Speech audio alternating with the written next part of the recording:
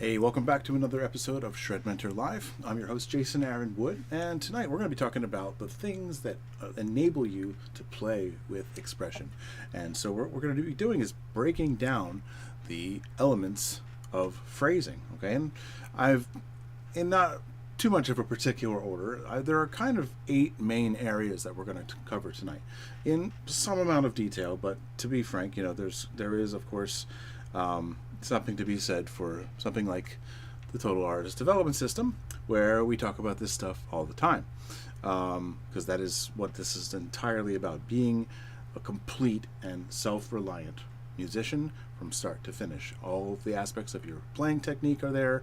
You're an expressive player. You're able to be a spontaneous player and composer and actually play off of anything that you're hearing and understand enough about theory, as well as know your instrument well enough to do this stuff on the spot, and of course be able to do it while pressing pressing record within your recording software, and know how to structure all this stuff into an actual song, record it, sculpt it into the perfect recording of your idea, the perfect representation of your idea, put a whole album together, or do a single at a time as it's done nowadays in the age of Spotify. But in whatever case, release that, rinse, repeat, do it over and over again. So that is what this is about. So what we're talking about tonight, despite the terrible frame rate, I'm sorry about dropping frames, but I think this is an important enough topic that I didn't want to cancel the show last minute due to dropping frames. But yeah, this is something that I think is really, really vital for every musician out there, well, at least especially guitar players, since that is what we're largely talking about. So let's go back to the main screen. Hi there in the chat. Let me know you can hear me, because that would be an awful shame if you cannot. My meter's going up and down. Looks like the guitar works okay there too. All right, so I'm going to dive right in. Okay, we're going to talk about elements of phrasing once again. Okay, so one of the big things that we need to kind of focus on are the techniques that specifically enable you to play with expression. Okay, so each of these is a category unto itself, by the way, too. Not any one of these 8 things is a single one-stop shop, okay? But it is a category. So our first one is I tend to go with bending techniques. So to be able to do a string bend is fine. If you can't do that yet, well, that's where we start. So grab a note and hit an A. If my target is a B, because bending stretches the string, you need to. It's a way of playing a note starting from the note below it in the scale, all right? And I probably should have actually started with, a reference tone, but this is something that it matters a lot, that you actually are able to kind of tap into that, the reference tone. I am actually, on second thought, I'm going to go ahead and launch my browser real quick, bring up guitar practice tools. It's going to take a minute, sorry. Because of the low frame rate, I kind of didn't want to rely on this, but I don't want to completely omit what I'm doing. So let's give that a minute to load. And thanks, guys. Welcome. And thanks for verifying that you can actually hear me. Hold on one second. Let me get my OBS back here. That's how I see the comments. Yeah, my computer is lagging so hard. Whenever I launch it, OBS, usually I've been able to get out of this stuff. So hey Scott, hey Matt, hey Mike, thanks for joining in. Yeah, usually I've been able to fix this, but I've been working on it for the last hour and a half, and I just cannot seem to get it going. So sorry about the lag. Hopefully you can hear me clearly, and it's just a video problem. It'll be less important that you can see every little movement that I do than it is to hear what I'm talking about. So, all right, let's check. You know what? Let's go to the all-powerful guitar practice tools. And right now, that's really huge on the screen, isn't it? All right. So let me do something about that. Did it too soon, didn't I? Let's just go back to the new screen for just a minute here. Sorry. Yeah, because it's lagging so hard right now, it's taking a lot of time. You see, I'm in my my admin view here.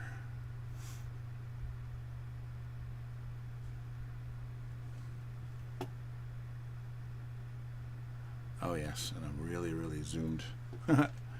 what a mess that is when I'm not zoomed out a little.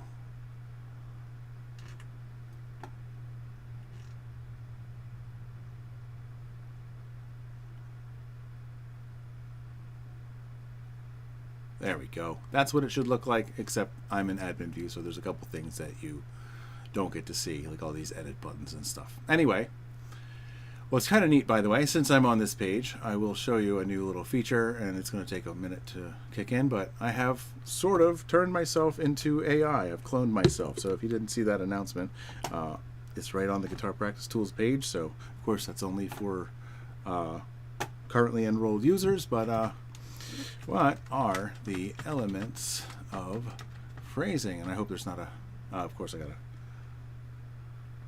all right, let's do back a little bit here.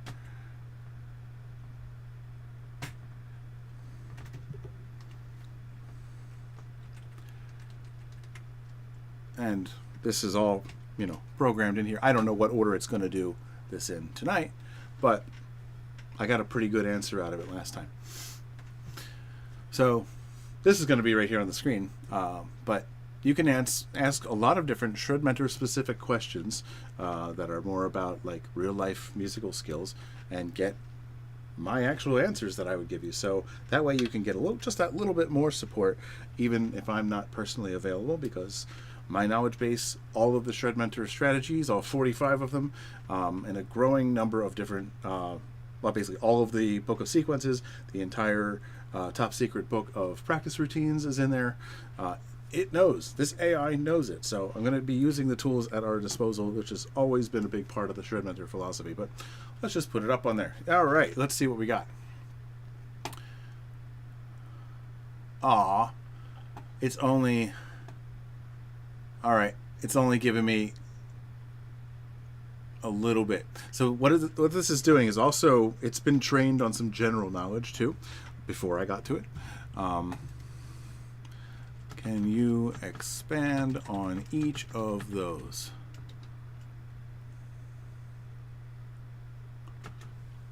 It gave me a nice bullet list earlier, and I was like, yeah, there you go. But anyway, it doesn't matter. Just showing it off. What I'm really here for, while it's doing that, let me go.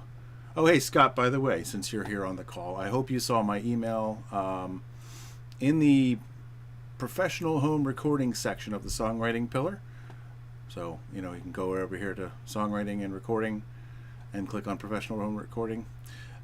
This link right here is that session we talked about. So to get yourself set up from Reaper, just download that and launch that session, and you've got your whole setup ready to go. And that is, of course, all those of you who are already enrolled and watching this, you can get that in the same place as well. This is just exclusively for enrolled students, but anyway, just showing what there is. All right, I'm gonna go back to Guitar Practice Tools real quick now. Sorry, everything's so slow. I'll stop apologizing, but just know throughout the whole show, I'm very sorry that everything's very slow. Okay, so while that thing's expanding on that, I'll open this in a new tab, and then we'll talk for about a half an hour while it's doing that. But yeah, let's go ahead and open. Oh, you know what's cool about my admin tab? I can actually just go straight to where I'm actually trying to do this, which is the drones page. I'll just open that in another tab.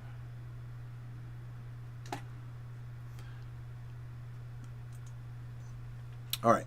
So anyway, let's just get into these, and I'll use these when they load. Okay, and I'll just have this here on the sidebar, which is really handy. And I am going to go ahead and get the control panel here out of my way, which you cannot see, but I can't see anything but it. Okay, cool, good, Scott. I'm glad. Anyway, thanks again for joining me, everybody. Let's dig into these elements of phrasing because we're already 10 minutes in. All right, the first one, as I said, is kind of bending technique in general. Okay, and that's a whole family of things. Okay, there's just the basic string bend. All right, and there's a lot to it, but being able to bend consistently well, okay? This is, you know, if you ever heard a singer singing off key or off pitch, and you know sometimes they'll hit the note right on, but sometimes they're sharp, sometimes they're flat. You know how unforgiving you kind of want to be about that? I know not that part of you that wants to be a nice person, but that part of you that wants to hear a perfect performance. That part. Listen to that part when it comes to training yourself. That is not to beat yourself up when you don't do it well, but use that same kind of rigid standard to aim for, to keep working toward until you get there. Okay, hitting the exact same bend. So if I want to do a whole step bend, that note,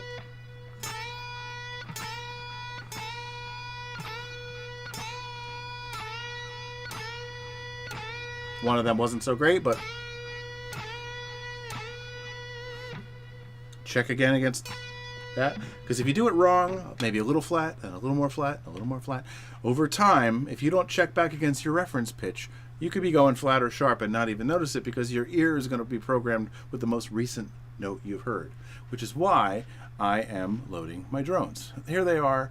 So this is a great thing for your phrasing, and so this is another good perk for being part of the Total Artist Development System. Now I have a reference pitch the whole time.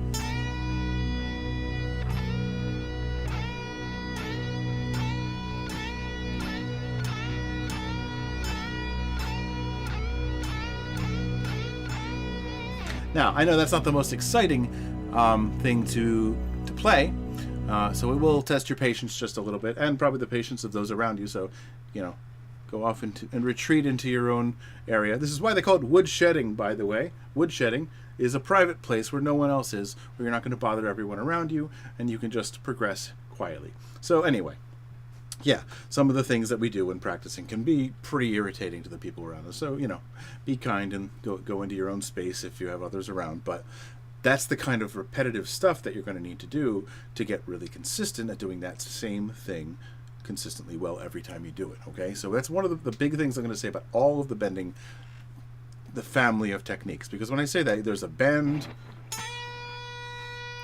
there's also a bend and release, which is, or sorry, a pre-bend and release rather. Well, I guess bend and release. Right? And I will probably accidentally add vibrato like that to a lot of things, so we'll get to vibrato later. There's the pre-bend and release, which is I bent to a B. You didn't hear that, you hear, which on a guitar like this with no Floyd Rose, that's the closest you're going to get to a dive bomb. So to have descending pitch changing like that, that is gradual between the notes like that, you have to pre-bend to do that, unless you want to always hear,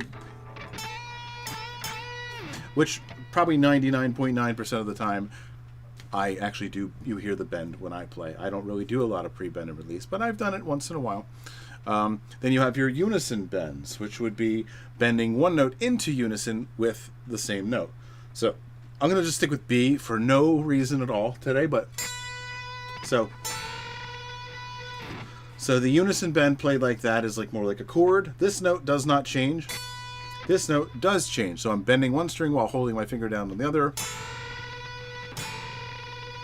This one's more forgiving than the others, especially when used as a chord, because it's sort of an intentional, nasty kind of sound. So you get something that's like this.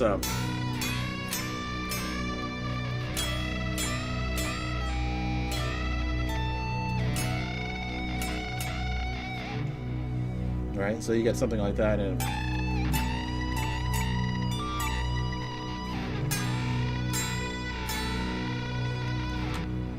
so yeah, that kind of thing you can get away with maybe a little less spot-on bending, because the whole appeal is in that gritty, dirty, the whole ascent into those notes locking in with each other is the whole appeal in doing that. But that's not the only way to do a unison bend, and in this other case you do want to do it accurately, and in fact it's a very good way of getting consistent with it, is doing it alternatingly between those two notes, the Chuck Berry style though. So you do typically in this, the way it's used, the bent note comes first.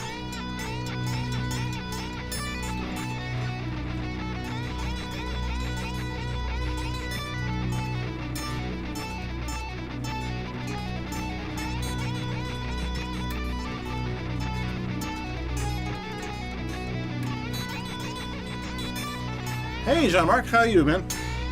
Thanks for joining me tonight. By the way, Jean-Marc is the owner of Intex cables, which I use all the time. Ta-da! Thanks for joining me, man. Good to see you here, dude. So yeah, so this kind of your ability to do that consistently and make it every single time pretty much sound exactly the same. You don't want any of this. I'm gonna have to work hard to do it badly now, but you don't want that. You don't want that unless you're doing it on purpose for some reason, where you're purposely trying to bend to a C. You want it to be. It's sort of just a fancy way of repeating a note over and over again, right? So that is one thing. That's the unison bend. Then you have the double stop bend, which is essentially the same thing, but same technique, but you're not playing the same note.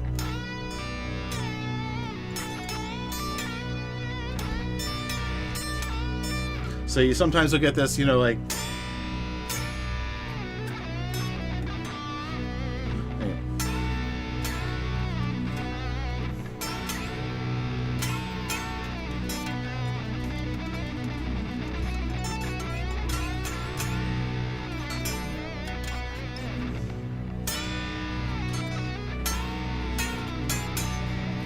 Right? So that's a really important part of certain styles of playing, but you know, you can throw them in as much as you want. I'm going overboard because that's the point, but at the same time, you know, just here and there. Now, of course, if any of these are just like obviously like things that you know, you hate, then skip, you know. But they're very versatile. Any technique is a method of achieving a certain result, and that is across the board, not just limited to musical techniques, but any technique. The purpose of a technique is to achieve a certain kind of result. So they tend to be pretty versatile in the area of what we're doing right now. Mike's saying that sounds like old Rush, Alex Life. I mean, these are tried and true, and yes, that you would have heard it there. And this stuff comes from. This is where I reach into the area of blues. I don't really listen to blues, but yeah, I mean, I think blues to me is rock's uncle, you know, Uncle Blues, because they stayed their own style, but you know, rock very much came out of blues, became its own distinct thing. I'm not going to get into hair splitting the genre or anything, but a lot of early rock is just based totally in the blues and this kind of stuff, the lead guitar playing, all the way, frankly, at least into the late 80s, early 90s. You heard a lot. In fact, all of grunge is like heavy blues in a sense. So much of grunge is based in the blues as well. And in more like post 2000, we start to hear less and less of the blues influence in some parts of rock. It hasn't gone away, but a lot of the stuff is just kind of tried and true kind of blues type stuff. So all the bending stuff I'm doing here right now is totally blues influenced. I mean, I've said many times on this show that I started playing guitar because of Iron Maiden, and I was just listening to the 2015 remastered version of Killers yesterday, and you can just really hear the blues stuff in that style of playing. Of course, when I was listening to Iron Maiden as a kid and read that like their biggest influence was blues, I didn't realize the blues style was such a big part of rock. So I'm like, whatever you say, buddy, this is metal. But really, the lead guitar style, especially for Dave Murray, maybe even a bit more than, not maybe, definitely more than Adrian Smith. You know, I don't mean to leave Yannick Gers out of this or anything, but the original duo, I mean, I know that Adrian Smith wasn't in there at the beginning either, but anyway, the original really well-known duo of Dave Murray and Adrian Smith. Dave Murray tends to be more of the blues-influenced stuff, so you'll hear a lot of more kind of classic kinds of blues. He's very, you know, not like he's just regurgitating licks, you know, he's doing his own thing with them, but it's really awesome. You know, it's so melodic, and it always reminds me, whenever I start feeling limited in the minor pentatonic scale, how much is possible. So anyway, sorry, I always reserve the right to go on a tangent like that. But anyway, yeah, all this stuff that we were sort of used to hearing for all through, you know, frankly, the 50s, 60s, 70s, and 80s, of rock going into early metal and classic rock, especially, and a lot of prog and stuff like that. It's just that sort of has defined rock lead guitars is blues kind of standards, sort of. So this is where it's like maybe a little bit good in order to develop a vocabulary of things that you can do with bending to either, or not either, but start with learning some blues licks. This is where I've kind of always resisted that a little bit, but I do kind of take phrases and stuff like that from here and there, and I analyze like where am I in the scale with this, which note is which, like from a scale degree point of view. So like when I was doing the double stop bend, this is very important for that bluesy, that classic rock sounding style. All right, if I'm in B minor pentatonic, I'm bending from the 7th into the root, and I'm using the minor third. Oh, going out of tune too. All that bending.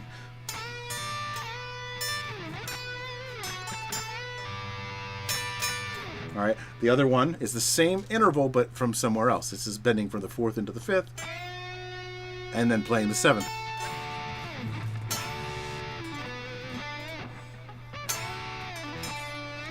Also, there's little thing, that kind of thing, where you bend your minor third of the scale real quick at the very end, and you don't really, I'm not going, I'm not coming back down. You just, it's like a ramp at the end, and that's it. You don't hear it again. I almost kind of used staccato to kill that note. So, let's see.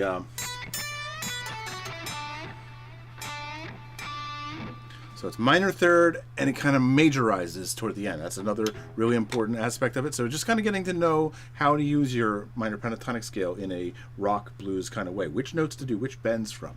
I said that either blues licks. The other better way would be join the Total Artist Development System, of course, with me.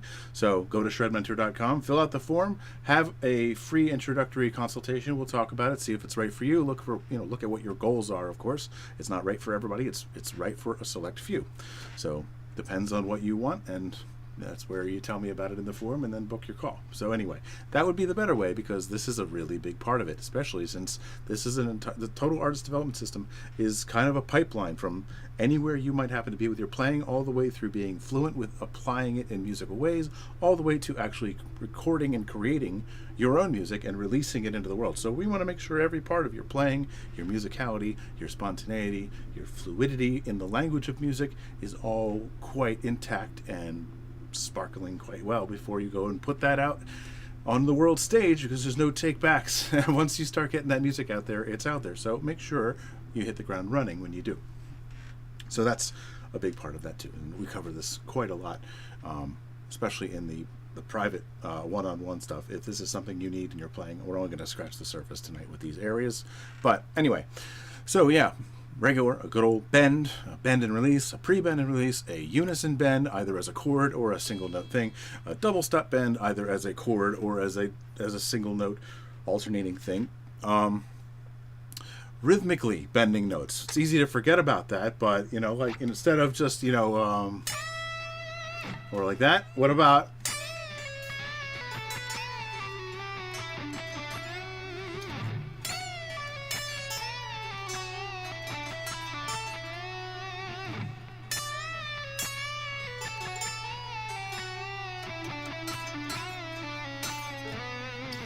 right? A lot of movement. The bend itself has a rhythmic function.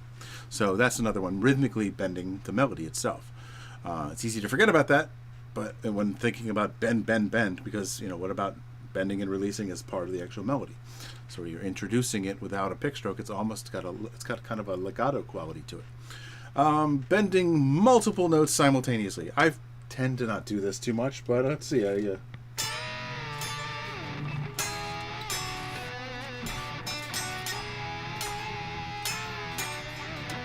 Very blues scale kind of thing. There's just basically just playing a double stop and bending the double stop. I've seen blues licks that do 3 strings. They're going to be a little nasty, especially through some distortion, because the strings themselves don't bend at the same rate. Okay, the amount of muscle you put into one string to do a whole step here on the first string is going to be different from on the second string and on the third string. So every string kind of has its own kind of weird thing going on. I'm missing some. Hold on, I'm gonna go back to the news screen here because I can't see as many of the comments. Sorry, falling behind here. Mike says, I don't listen to the blues either. I learned the major scales before I learned pentatonics. I kind of learned the minor pentatonic first, but didn't really use it much because I didn't know how to use it, and it wasn't quite the sound I wanted to make. I wanted to make neoclassical epic metal, so I kind of just went to diatonic 2 from there. So almost the same story for me, but I did actually learn minor pentatonic first. I probably, in a way, we all probably did too. Like, here's the scale. Okay, now here's what we actually play. Morning. Spangle ? I'm sorry. I will need more information. Let's see. Tang 2. How did you learn your licks? Did you just create your own or just copy others? Which one is harder? Okay, so for me, I don't have the patience to learn lots and lots of licks. I do have a printed out ebook somewhere around here with like 500 blues licks. I don't have the patience to learn other people's solos, to be honest. And I learn licks from other people, but it's kind of like I was mentioning earlier. I kind of like to look at what I'm going to use an Iron Maiden lick from. Oh, geez, I think it might be Wasted Years. I think so. But I'll use this example. Something like that. Just that part right there. All right, so that right there, okay? That is a minor pentatonic thing, and it goes into a diatonic, kind of goes over to a Lydian sounding lick from there. So it kind of does go outside of the minor pentatonic. So, but anyway, that part, this is a unison bend. So I'll dissect the lick, and I'm not really looking to play the lick the same way, although I guess, you know, I probably will if I use it. So we're alternating between and in between each of those notes is, so 1, this is the root of the scale, and then we have a root 7/5, and then we bend into the 5 from the 4. So we're bending into the root from the 7, and then we're bending into the 5 from the 4. So it's just root 5th, right? But we're bending into them.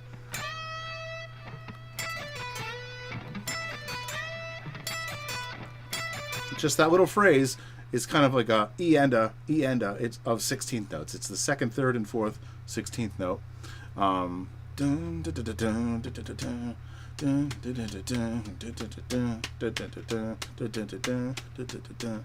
think I actually have the counting on that wrong, but it's 3 lead-in notes.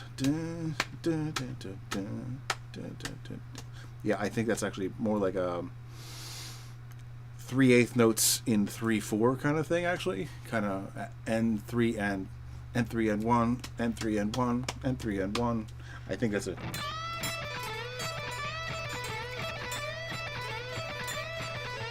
All right, so I've analyzed it from where am I in the scale, what is the same, which is, and what's different. Oops. That's what's different. I'm alternating back and forth between those. So that's sort of how I kind of learned my licks. What I also did was listen. I know this is going to sound like a terrible excuse for advice, but I would also say that I have just really listened very carefully with the same thought pattern going on. I'm listening. I know I don't have perfect pitch, but I have really good relative pitch, which means I can recognize intervals, to the point that I don't have perfect pitch, but I can recognize what key is being played most of the time. So like if something is a certain color, is A flat. So like I can recognize like that, that's all.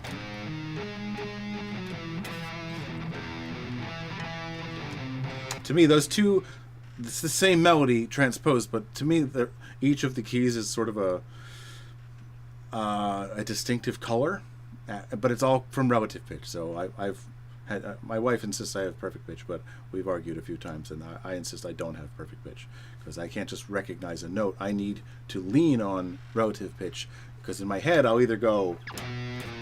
So if I go na, if I have that note in there, I'm gonna maybe go na na na na na. I'll lean on the second and third of some minor scale, and it'll color in that recognizable color in my head. But anyway, that said, I will kind of listen to where players tend to do these things, especially with slower solos, by the way, and singers too. I don't limit myself purely to guitar players for this kind of thing. I listen to the way that the blues scale or the minor pentatonic scale is used in a bluesy way. So this is where things like doing a slight curl of a bend on the minor third of the scale, especially when you're about to go to the root. It's just patterns, tendencies that I'm listening for. So I don't think of them as licks. I think of them more about how to use that scale, and so which notes to do which things on. So if I'm in E minor pentatonic, it's going to be the G where I do that. I did include the blues note, the flat 5 in there one time, but you don't need it to get that cool. Because, I mean, you could also fret that. Another way you can do it is basically play that minor third and basically introduce the major third.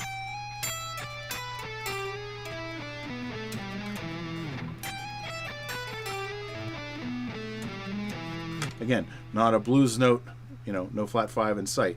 It's not the only aspect of the blues scale. So I'm not, so you're basically taking the thing that makes your scale minor pentatonic and slightly majorizing it. And that's a key part of what makes something sort of bluesy is you're going from minor third, slightly hinting at, or maybe just straight up going into the major third. The third is, minor, major. The note that we're raising here is the third of the chord. So going from minor into major, not the other way around, is a big part of that sort of bluesy sound. In a sense, we're basically trying to make sad things sound a little happier, right? So essentially, blues, as we use that synonymously to describe a sad situation. I've got the blues. I'm feeling sad. It's not the saddest. This is not dark sounding music, though. The music actually sounds like a good time.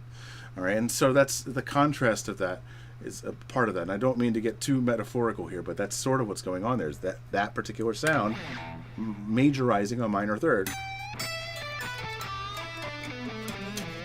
All right, I'm looking at the actual effect of it. I looked at when I talked about the double stop bend.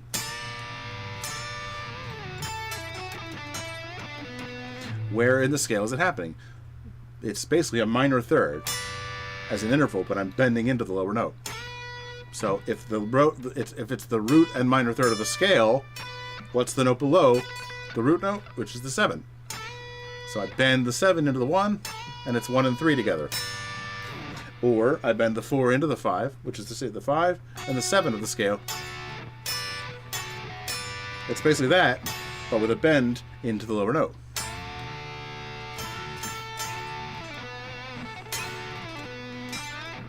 All right, and then of course your bend on the third there. So I know that's very limited. I hope that that's helpful. I've never really approached this as a player or as a teacher purely to learn licks, other than let's look at what they're doing here. Because if you're just memorizing the lick without an analysis, you're going to get a very, very small portion of what's available when it comes to the benefit, and you're going to keep going back, and it's sort of just, you're leaving most of the benefit behind if you don't analyze what are the notes of the scale, what scale degree is this, so that I can repeat it in any key. Then you're leaving most of the benefit on the table. So I hope that is beneficial. Yes, practice, of course, and very, very repetitive practice, like I was saying, as far as being able to do the same bend. It should sound the same pretty much every time. How can I practice vibrato at the end of a bend? Oh, sorry, that was a correction of typo. Sorry, sorry. Still answering the other one. So Sky, yeah, then that's another one, and that I separate bending and vibrato as topics here on purpose. But you know what? That's the bending family, and I've spent the first half hour on that. Let's talk about vibrato, okay?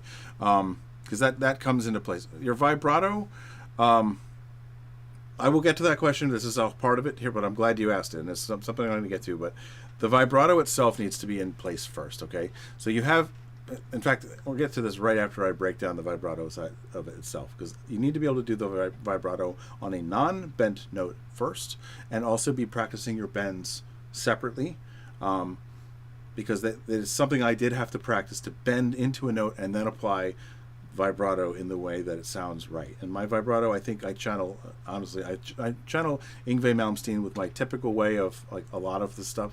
When I'm trying to do my vibrato, I want it to sound like, you know, that's sort of what I'm kind of, you know, so it's way over the top kind of thing. But that's only if I'm doing something really, really fast. So like, let's see,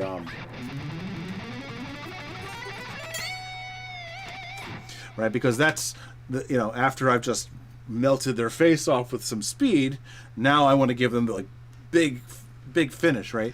But I don't always do that, because sometimes if I want to play, you know, maybe a little less in your face, I will, you know,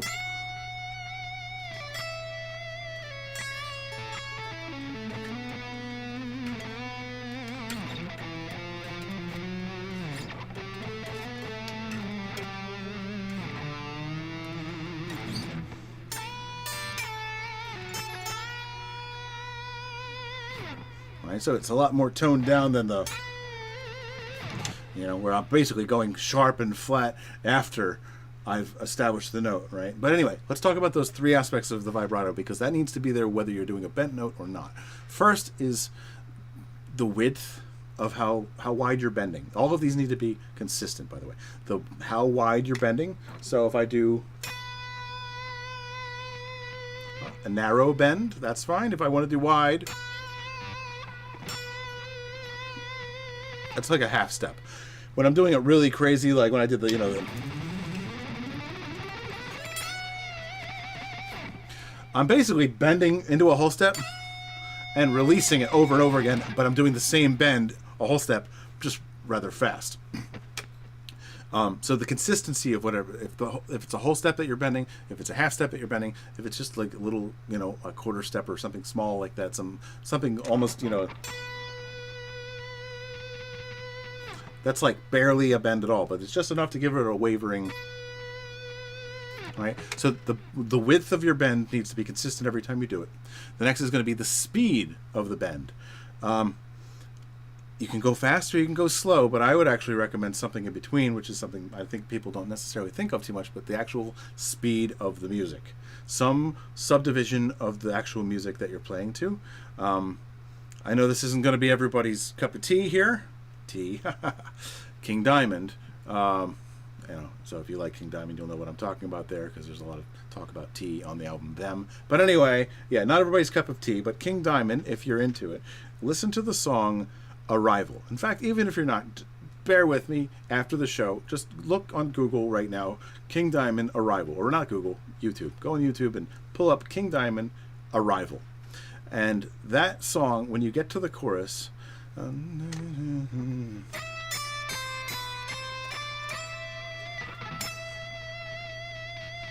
is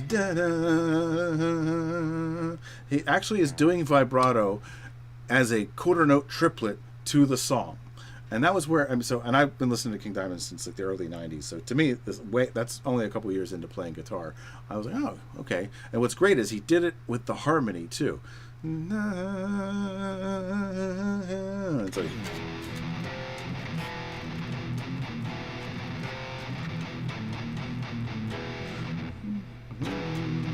I can't sing and play at the same time, so I'm not going to try it live, that's for sure.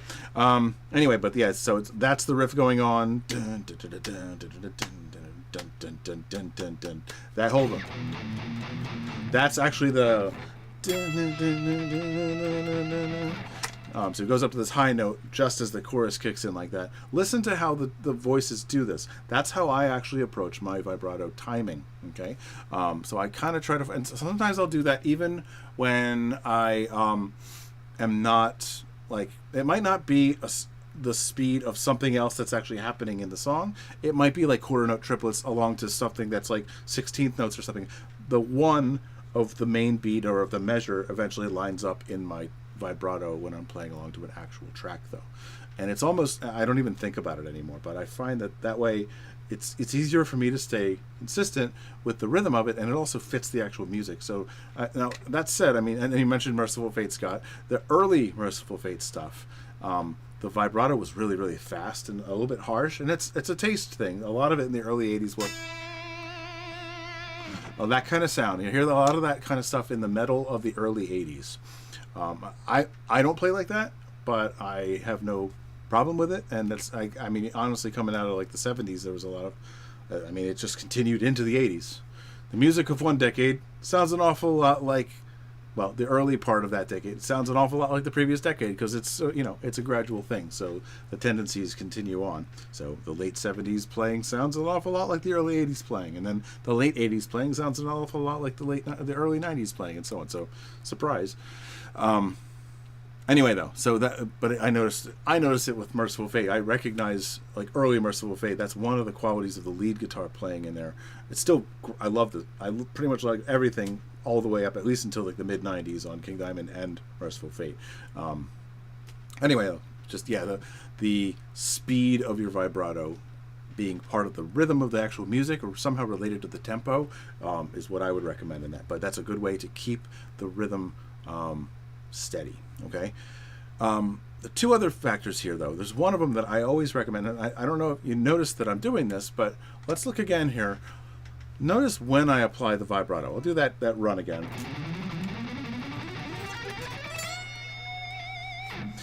Did I go, or did I go?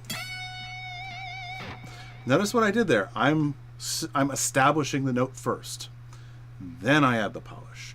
Because if you go right in, I mean, that's fine. Sometimes you might want to do that for effect. But in general, your vibrato should wait about one beat. 1, 2, 3, 4, 1, 2. Right? Because that way, notice I also have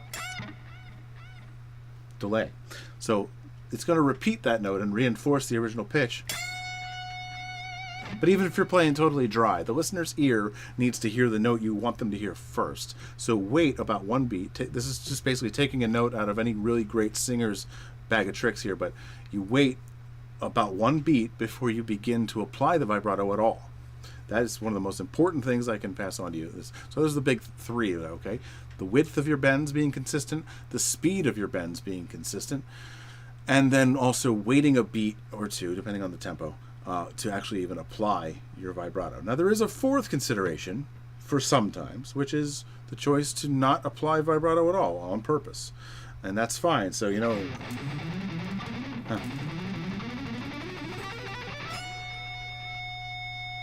Maybe that's the sound I want.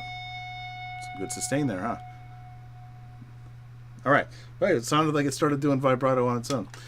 Wasn't me. It was the ghosts. All right. So anyway, they're related, though, you know, bending in the way that, vibrato in the way that we're doing it here. I'm not going to deal with classical vibrato, which is more of a rocking of the finger. I've seen that stuff listed in rock guitar, lead guitar books. I feel like that's, personally, my opinion is just leave that on the classical guitar. That works better there. I have never really found it to be too useful. I don't care about doing it. So, I mean, if you want to do that, that's something you'll have to learn from somebody else.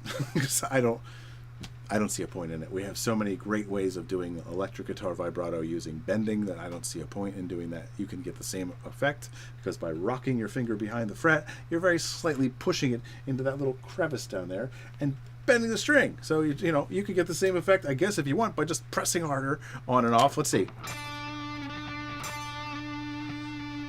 It's harder to do without accidentally lifting your finger off of it. But, you know, if you... That's what happens if I press a D note and go, you know, press really, really hard right behind the fret. There's a little bit of space in there. You're basically bending the string. So just bend the string. It's just so, anyway, sorry, I don't mean to be on a rant for it. It's a legitimate technique, but it's for another instrument. It's for classical guitar, not electric guitar. We can bend strings here. Classical strings, if you ever try to bend them or use vibrato bending style on them, they turn on you, and it's, so you have to use it on nylon strings, but that's for nylon strings. These are not nylon strings. So anyway, yeah, anyway, if you're going to play a nylon string, work on your classical vibrato instead. Anyway, though, so they're related, okay? 2 is vibrato, 1 is bending techniques. Let's go to my other reference here. Now, sliding, okay? Sliding, there's actually I suck at this one, so you get to see me just try something I suck at, but, you can also do what I've seen, I guess it's like sliding vibrato, like, so like...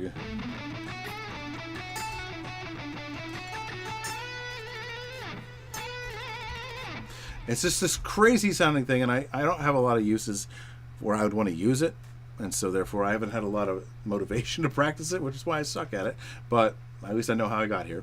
But yeah, it's just sort of like the same thing that I did with, except you're just sliding crazy like that. I've seen it done. I'm not the guy to teach it to you, but it's out there, so know that it exists. Greg Howe comes to mind with somebody I've seen do that really well. Okay, sliding into like a swoop up. Okay, so yeah, so like instead of like where I might bend, I'll compare it to it's like a replacement for a bend. Oh yeah, good question, Scott. Do I put my thumb on top of the neck? Yes. So we're always, you always hear people go on about how your thumb should be right in the center. That's for fretting, but if you're bending, you're just trying to oppose where your other fingers are going. So if it's there, then yes, put your thumb in the back. But if you're pushing up, then get your thumb up on top, because you need your thumb to be there to oppose what you're doing. If you're in the center or the back and then do this, you're not really using your thumb for what it's needed for. So here it's a squeeze. Here you're just hanging on for dear life with your thumb, which is, where's that force coming from if not your thumb? It's going to have to come from your hand, which is going to lift the whole. I'm doing it right now. You see the guitar moving up and down because all I have is my arm to actually lift it up. So you don't want to be. You're not going to get any kind of precision if the movement source is your whole arm. So this keeps it on the fingers by keeping the thumb there. So good question. Definitely keep the thumb on top for that when bending. So it's you're back and forth a lot. Excuse me. Less coughing this episode. Isn't that nice? It almost feels like I'm only going to have the remnants of this cold from January for maybe another month. Maybe. Okay, so yeah, all right, so where I might go like,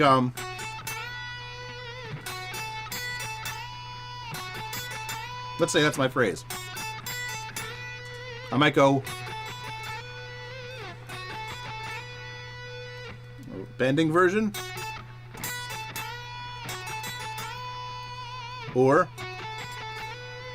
all right, a little bit more solid, straight on notes. That's actually how I tend to play it when I'm on my acoustic, by the way. I don't really go for, when I'm on an acoustic, I feel like playing something that's vaguely classical, a little flamenco-esque. Not flamenco, I don't play flamenco, I don't know enough to make it flamenco, and I would never dare call what I do flamenco on an acoustic, but it's sort of what I do. I take my neoclassical style of playing and I apply it in a sort of acoustic way.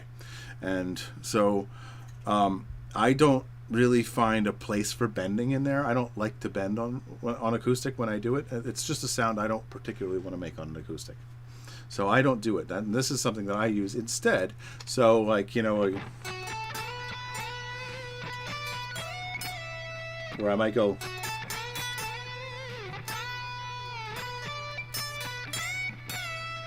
I might do that on an electric, right? So there's just a different way that I approach playing an acoustic, and so that's one thing, basically using a slide instead of a bend.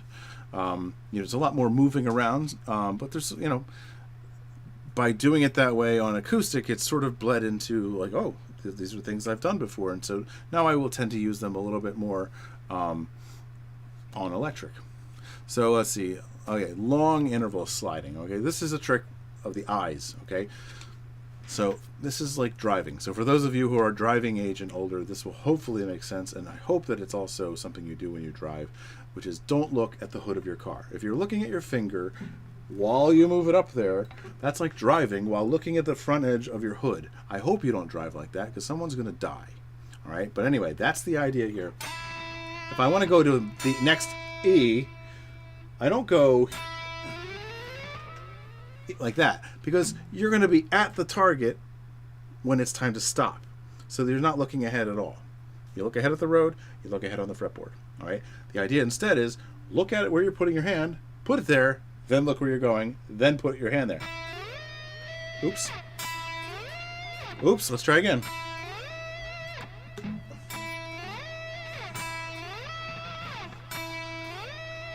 Put it down, look. Look ahead. All right, gave myself those 2 mistakes in the beginning, but overall that was more consistent.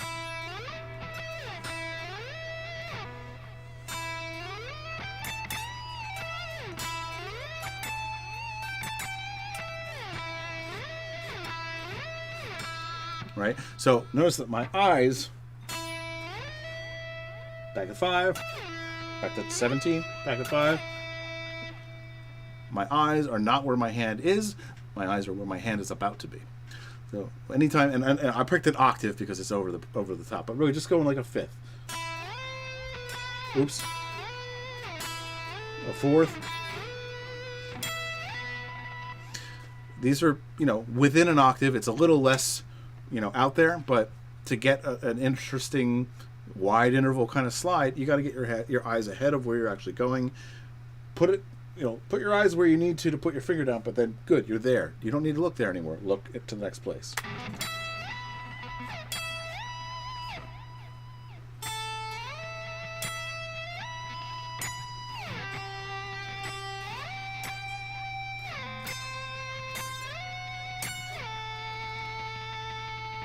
Root note, third.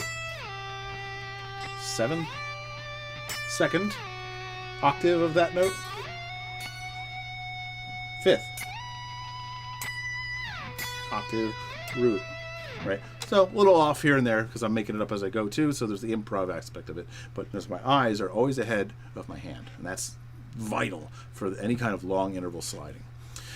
Controlled timing of the pick stroke with a slide. That was notes to myself a little while back when I wrote this, and I frankly don't remember what the hell I was talking about there, but I will talk about one cool thing that I like. It's a slide technique too. I'm almost out of time, so I'm going to kind of rush through the other parts, but luckily these are the big 3. So this thing is something I think of as the slide in from below, all right? So I might be like...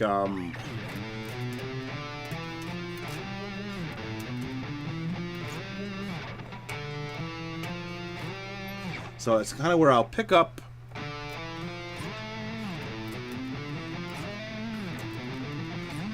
It's a very whoosh kind of over the top, very obvious kind of expressive sound, and it's basically I'm putting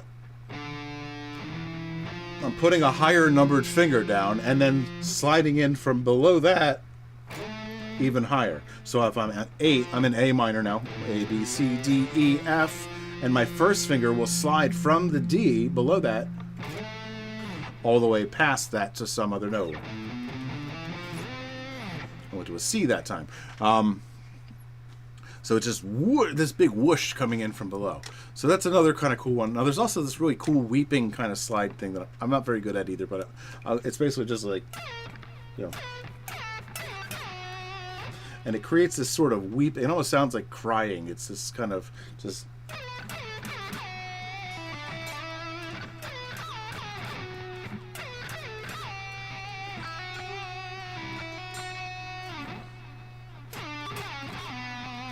So it's sliding down to a note from a nondescript spot. So you have this kind of squeak that kind of comes before it. To me, it always sounded like crying, and it's easy to overuse it, but practicing it a bit, it will get you there, because it's actually kind of hard to do. I'm surprised I even did as well with it just now. Let's see, Sinister Gates uses the sliding technique eventually. Okay. Yep, I I haven't listened to a whole lot of Avenged Sevenfold either. I've heard they come on in like internet radio when I'm hanging out and stuff, so I've heard them before and I know what they sound like. But yeah, I haven't listened to them too much. A little bit here and there, but not a whole lot. So I'll be sure to. If you have any recommendations, let me know. I'll listen specifically to because I don't know where to start, and it wasn't totally my thing. Otherwise, I probably automatically would have listened to it. But it wasn't bad. I just usually want something overtly evil and brutal.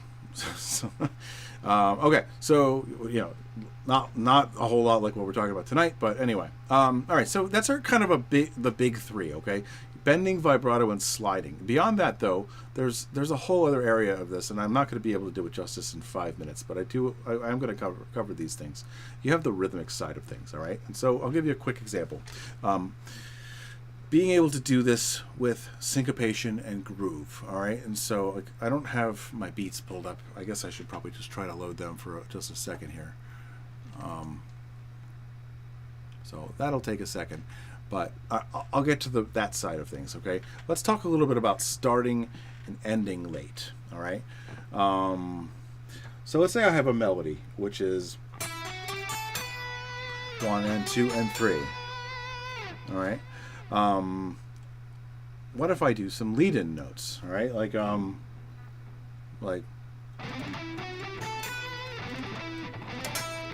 that's my main note, right?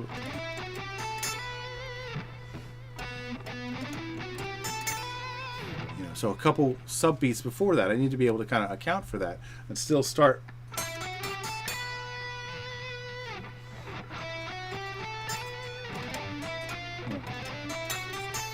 So let's see.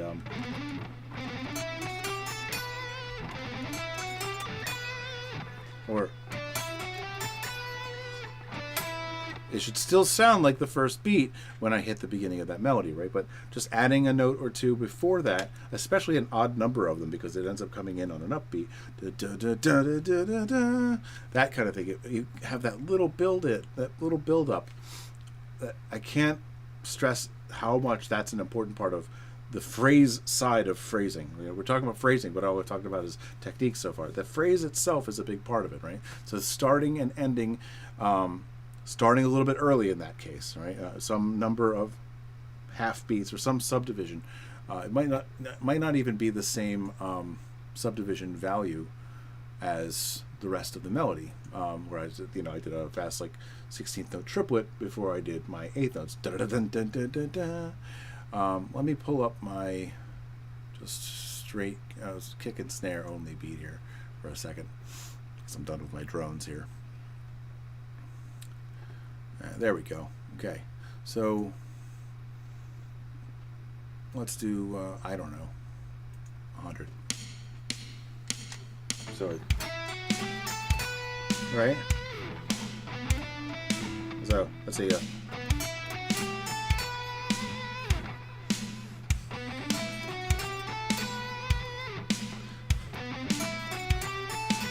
So it's kind of a E and a 1 and 2 and 3.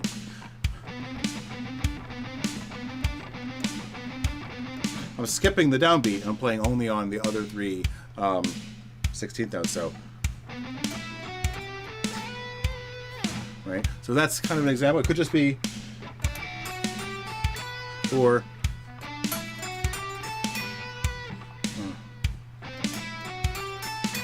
that was 2 16th notes starting 1 8th note early. So anyway, these are just different ways of kind of doing that. Now, I'm going to also talk about starting late. Let's see. So let's say like using the same 1 2 3 4 5 melody, right? So starting late by a half beat. I can also end early. So 1 and 2 and so that kind of thing, because in each case it's going to involve some upbeats. That's the common thread through all of those examples just now, is I'm doing something with upbeats, not the obvious downbeats. If you only do downbeat emphasis all the time and only start and stop on downbeats all the time, it tends to be very predictable and boxy. And so we want to kind of break out of that and give it that human element. That human element is the natural flow of how, how we actually talk. There is actually a rhythm to it. There are videos on how you can kind of analyze the rhythm of vocals and just regular speech, but I'm not going to get into that right now. Okay, syncopation and groove. Another thing about upbeats. Okay, I'm going to go a little faster because that way I can play faster and cover more, theoretically. So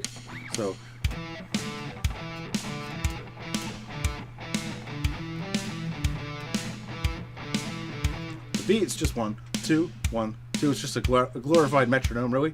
So if I only play on downbeats rather,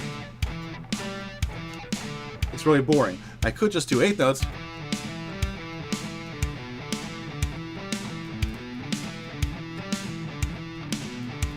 But there's no real syncopation here. I'm just subdividing.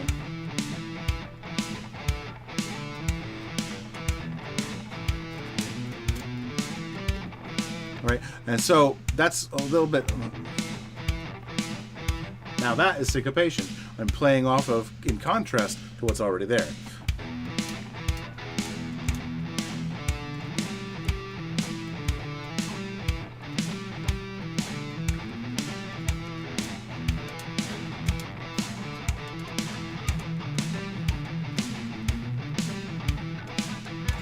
Now it's polyrhythms, basically switching into an unrelated subdivision in this case.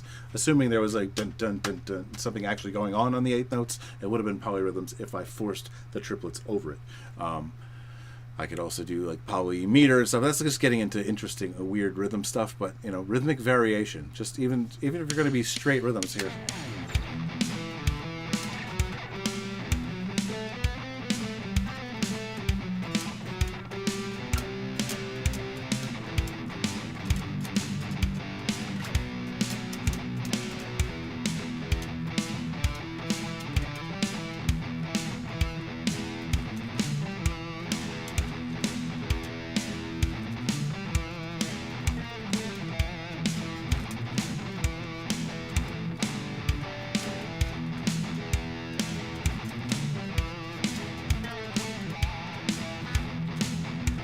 Right, so interesting rhythms, long and short of it, right? So that's kind of number 4, the rhythmic considerations. Number 5 would be something I talk about a lot on this show. I've talked about it in lessons with people, but texture, okay? The 3 textures strategy is a great one because and I'm doing it all the time here, going between legato and regular picking and picking with palm muting, specifically selective palm muting. If I take something like, let's just do 120 16th notes here. So like,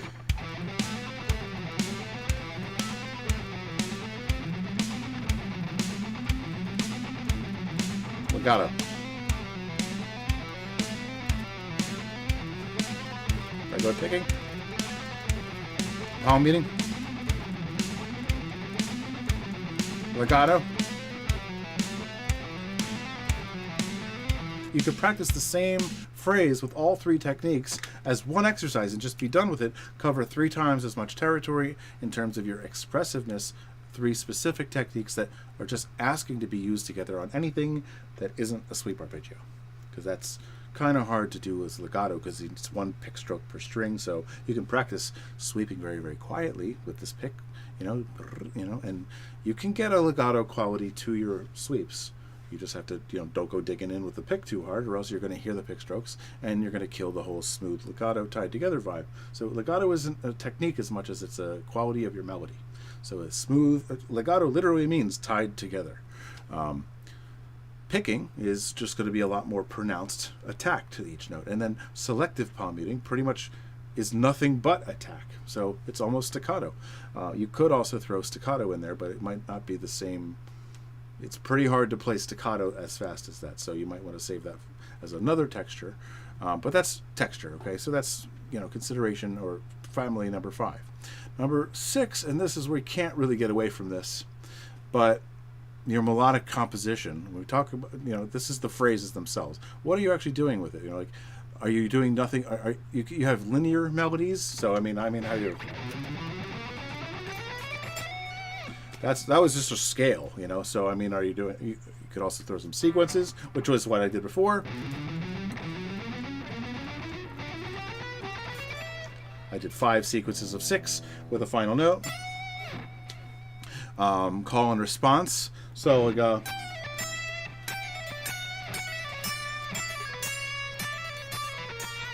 You know, that kind of thing, building off of what you've done. So something like that. Note replacement. You know, right? That something like that, right? You can get more interesting things out of the same phrase. You can get more mileage out of that same phrase doing that kind of thing. Modulation and inversions. So let's see, like you know,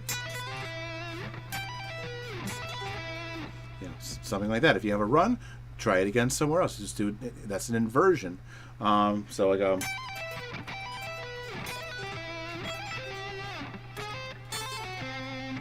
you know, I don't know, just trying different inversions or different chords, in fact, that actually use the same note.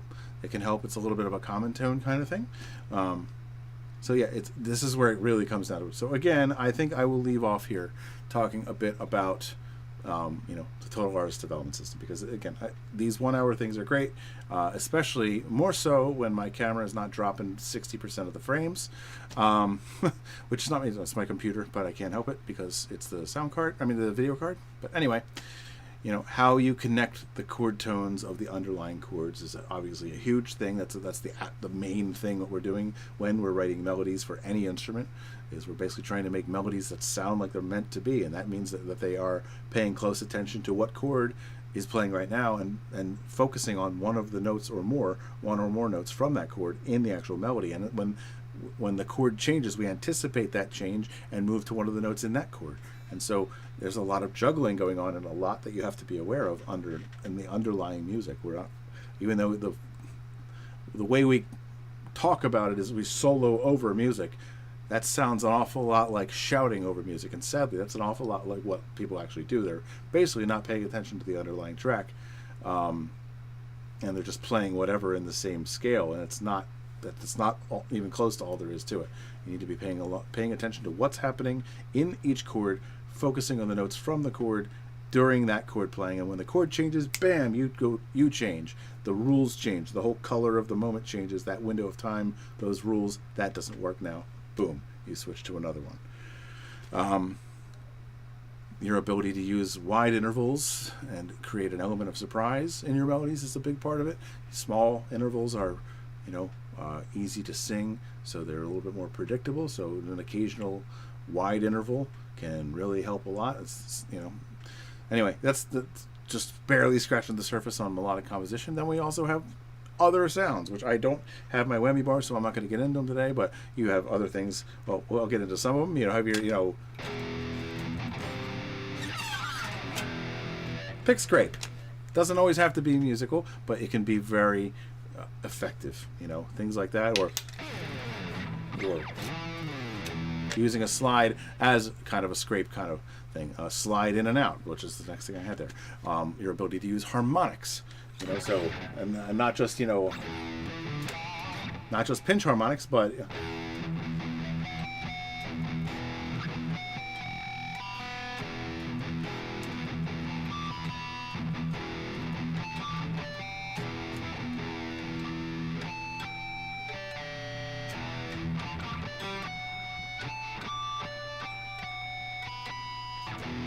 you can play whole melodies on your harmonics if you take the time to map out which note is which and kind of learn your scales in the harmonics. There's an entire B minor scale in there, right in your harmonics. So natural harmonics, and your ability to, you know, tap harmonics as well. So just a well-placed harmonic, just once in a while here and there, magic, you know. And it's a big wide interval that, you know, that's definitely going to be a wide interval, because suddenly you're playing in one range and whoa, this, you know, soaring high note comes out of nowhere. That's a surprise. And so a well-placed harmonic can do you a lot of good. So that's you know, that's the other sounds. And then there's the final thing, of course, your amp settings and your effects and your gear itself. This is all contributing to the overall sound of how your guitar comes across. I'm not going to get into gear here tonight, but I will say that setting your amp to, everybody talks about guitar tone like it's some objective value, but the thing is, set your amp settings so that your amp responds to your playing the way you like it. Okay, once again, I'll say that one more time. Set your amp and effects settings so that your amp is responding to your playing the way that you like it. Okay, because your technique itself is defined by the sound you're getting out of it. So when you play an electric guitar, you don't just play the guitar. You're playing that amp. You're playing all the effects. You're trying to get that amp to sound the way you want it to. Okay, so an electric guitar by itself isn't the instrument you're playing. You're playing an electric guitar through an amp. That's the whole instrument. So all this bullshit about play through a clean tone. No, don't play through a clean tone if your main sound is going to be heavy. Play through a heavy sound often. Get used to the thing responding back to you. Learn how to tame that beast, because the way you're going to play on a clean guitar is vastly different from how you're going to play on a cranked, distorted amp. Okay, so that's my big to all of the people that say play with a clean tone all the time. It's well meant, but it's not good advice. Play with the amp tone you want. Don't use too much distortion is really all they should have ever said. Okay, because it comes from a well-meant place, from hearing people use way too much distortion to the point they can't hear what they're doing, and it's actually sloppy as hell, but you can't tell because it's so distorted. Find the perfect amount of distortion, and for rhythm guitar, turn it a little down from there, so you have to work a little for the result. There's a recording and playing tip in general for your rhythm guitar. Find the exact sweet spot of how much distortion you like, yeah, then turn the gain down a little bit so it's less. Just a little more dull than you like it, so that you have to dig in a little harder and you get the dynamics working for you instead of, and I, this is what my sound is. All right, if I take the amp out of it, I am whispering with my pick most of the time, but I dig in a little bit, so you can probably hear that just a little bit because the mic is only 2 feet away. So you probably can hear it a little bit, but like when I'm doing like that, I'm doing this. Can you hear that? I don't know if you can hear the pick stroke, but I'm not digging in. I'm letting the amp do the work for me, and that's why, if I had to work for that on a non-plugged in or a clean tone guitar, I'm going to play that very different. I'm going to be like, because I got to work for it. I can't hear it. So don't train yourself on the wrong instrument, hoping to get really good at some other instrument. A clean guitar is essentially not the same instrument as a cranked, distorted guitar. They don't respond the same. You're going to play differently. The technique that's going to become default is going to be drastically different than what you're actually aiming for. So, it's kind of, if you want to go to St. Louis, don't go down a bus to New York.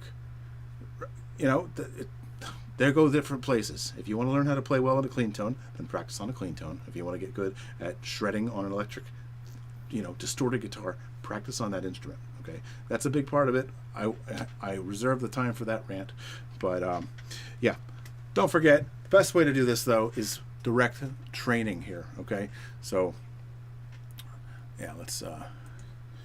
That would be in the Total Arts Development System. So anyway, that is what all of this is for. I want to give you a taste of what can happen, but really the best way is to work one-on-one with somebody that's done this stuff that you want to do before, knows the shortcuts where they are. There are not a lot of shortcuts, but there are some. There's basically knowing what you're doing is a shortcut to trying to reinvent the wheel and figure it all out yourself. So there is a shortcut compared to what you're doing if you're still struggling to figure it all out yourself. So let's put it that way. I can save you a lot of time and stress and frustration by skipping over the common pitfalls that I've seen hundreds and hundreds of guitar players deal with unnecessarily before, because there's a good chance you're going to do the same thing too, because the common pitfalls are all born out of logic. It seems very logical, and it doesn't help that everybody says you're supposed to do this. You don't have to do that. It's not necessary. I know Steve Vai said he spent 10 hours a day practicing, and so everybody thinks you're supposed to spend 10 hours a day, and that's why none of us can do it, because who has that kind of time?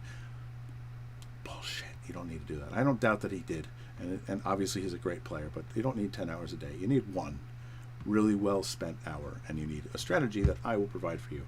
So anyway, go to ShredMentor.com. You don't have to take my word for it. Try it and save yourself a lot of time and effort by coming to somebody that has probably done something very close to what you've done, which is me. All right, so I will leave you with that for tonight. But that's what the Total Artist Development System is all about. It's a very specific pipeline. It's not for everybody, but if you want to play really, really well, you want to be able to get to the point where you're fluent in the language of music, to be able to do anything and make it sound good on the spot. And you also would like to take that a step further and put out your own music and construct real listenable, awesome music that you put your name on, put your stamp on this genre or whatever genre you want to play in. And put your own music out in the world and take that next step. And that's what the Total Artist Development System is for. So thank you guys so much for joining me tonight. Mike, thank you for the recommendation there too on I know it was Scott who originally brought that up, but yeah, Sinister Gates. Oh no, that was Mike, sorry. Yeah, Bat Country, okay. Nightmare, Hail to the King, Welcome to the Family are great. So, okay, I'll check all of them out. I've heard Bat Country and Hail to the King. I've definitely heard Hail to the King a lot of times. That one I remember that one. Top grad from Berkeley. Okay. For the Love of God, Steve Vai. Yeah. Sorry, I'm a little behind on that one. But yeah, thank you very much, Mike. I appreciate you coming in and hanging out. Thank you, Scott. Anybody else who's still here who I have not seen in the chat, thank you for joining me tonight. And those of you who are not in the chat at all, thank you for joining me tonight. But I'm going to go, and sorry once again for the really horrible frame rate, but looks like I've missed about 70% of the frames, so I'm just like, going at about 8 frames per second for an hour here. But anyway, thank you all for joining me. I'm out of here for tonight, and rock on until next time, which is hopefully